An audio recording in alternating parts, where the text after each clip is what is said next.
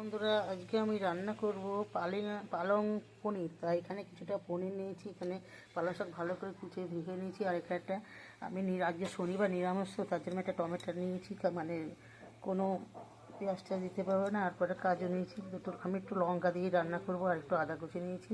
এখানে জল বসিয়েছি, আগের থেকে জলটা ফুটছে, ফুটতে বেলায় আমি পালং শাকগুলো দিয়ে দিলাম।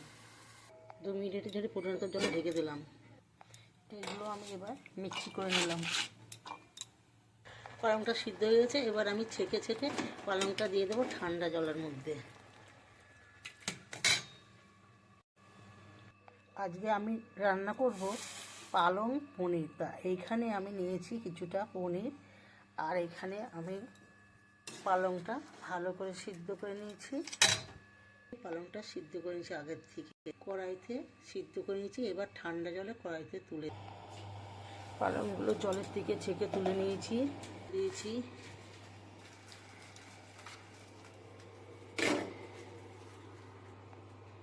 হালকা একটু ভেজে দেবো। পালংগুলো মিক্সি করে নিচ্ছি, বেটে নেব। এই পনির ভিজানো জল একটু দিয়ে দিচ্ছি।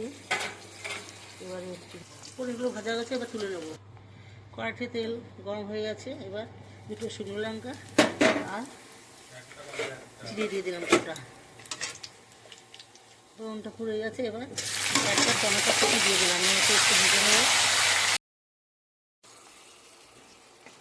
মিক্সি করা আদা আর 5-6টা কাজু দিয়ে দিলাম। মেয়েকে একটু কষিয়ে নেব। জারটা ধুয়ে একটু ওই পনির ভিজানো জলটাই দিয়ে দিলাম। জারটা দিয়ে একটু মেঝে কষিয়ে নেব। এখানে একটু চিনি আছে, আর স্বাদ মতো নুন আছে, আর একটু হলুদ দিয়ে দিলাম। আবার নিয়ে একটু কষিয়ে নেব ভালো করে। ফাটানো দই দিয়ে দিলাম একটু। আবার নিয়ে একটু কষিয়ে নেব ভালো করে। 1/2 চামচি জিরে গুঁড়ো, ধনে গুঁড়ো আর একটু লঙ্কা গুঁড়ো দিয়ে দিলাম। আর একটু মেখে কষিয়ে নেব। এবার মিক্সি করা পালং শাকটা দিয়ে দিলাম, ভালো করে কষিয়ে নেব।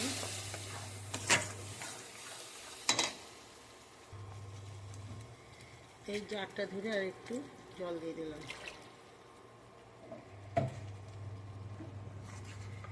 এবার 5 মিনিট জাল করে এবার পনিরগুলো দিয়ে দিচ্ছি। 5 মিনিট পনিরগুলো দিয়ে জাল করিয়ে নেব।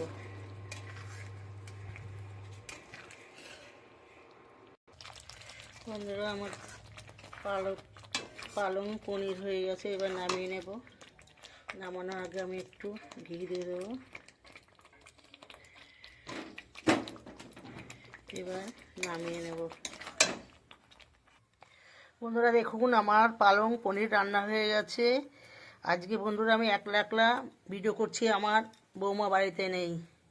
আমার পালং পনিরের যদি দেখে ভালো লাগে তাহলে লাইক কমেন্ট শেয়ার করবেন, এবং একটা সাবস্ক্রাইব করতে ভুলবেন না। আমাদের গাছ যাচ্ছে, গাছ প্যাকেট হচ্ছে, চন্দ্রমল্লিকা গাছ, নানান সমস্যা আজকে। বাই, আবার ঠাকুর রান্না করে দেখা।